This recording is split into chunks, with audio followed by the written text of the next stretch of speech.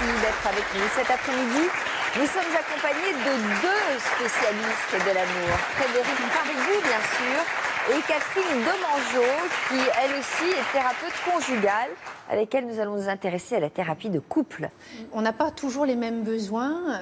Dans le couple, il y a plusieurs choses qui cohabitent, les besoins personnels et les besoins relationnels. C'est comment on va faire cohabiter les deux.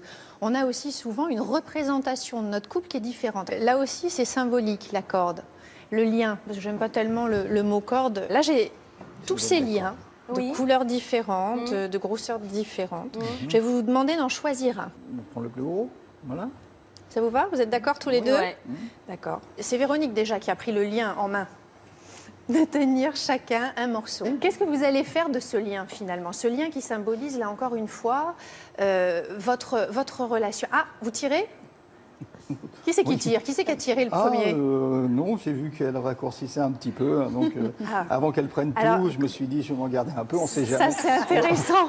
On ne sait jamais comment ça va. Roberto est prévoyant. Je ne veux pas tirer, Non, je veux sentir sentir la présence de l'autre. Ouais, Voilà. juste sentir Roberto, ce qui lui convient, et m'ajuster en fait. C'est ça. On ne veut pas tirer, on ressent l'autre. Enfin, moi, personnellement. C'est ça.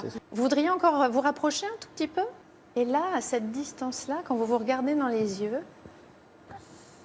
qu'est-ce qui se passe? La juste distance pour me respecter et respecter Roberto. La tâche de la corde ne me gêne pas. Je l'aime bien. Je sais qu'à l'autre bout, tu es là. Je te sens ne pas la lâcher.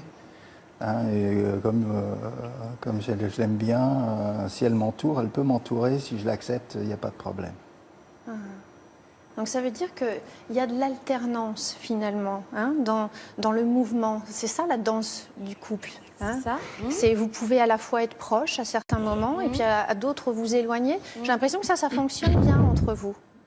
Oui, maintenant, oui. On a appris à danser, justement. Je suis très impressionnée d'entendre ce qu'on entend aujourd'hui. On voit à quel point ces deux couples ont travaillé en thérapie. Et ça donne une maturité relationnelle. C'est-à-dire qu'on passe d'un couple réactif, qui est tout le temps en réaction l'un à l'autre, à un couple plus conscient et où chacun a à prendre soin de soi, mais aussi prendre soin de la relation. Quel conseil vous leur donneriez? On est sclérosé dans les répétitions, on tourne en rond. Et pouvoir mobiliser notre créativité individuellement et puis également s'inventer de la créativité en couple, être créatif. Comment finalement je vais créer mon couple, créer ma vie.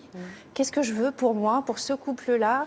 Garder le mouvement, l'envie de bouger, l'énergie, garder ça vivant. Alors on ne peut pas le maintenir toujours, c'est fluctuant forcément, c'est pas linéaire, mais et être bienveillant avec soi. Merci à nos deux experts. N'oubliez pas, vous pourrez retrouver la rubrique Toute une histoire ce week-end dans version féminin.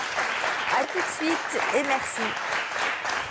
Détour par les fenêtres, t'aimais de tout mon être. Je ne suis bonne qu'à ça. Est-ce que ça te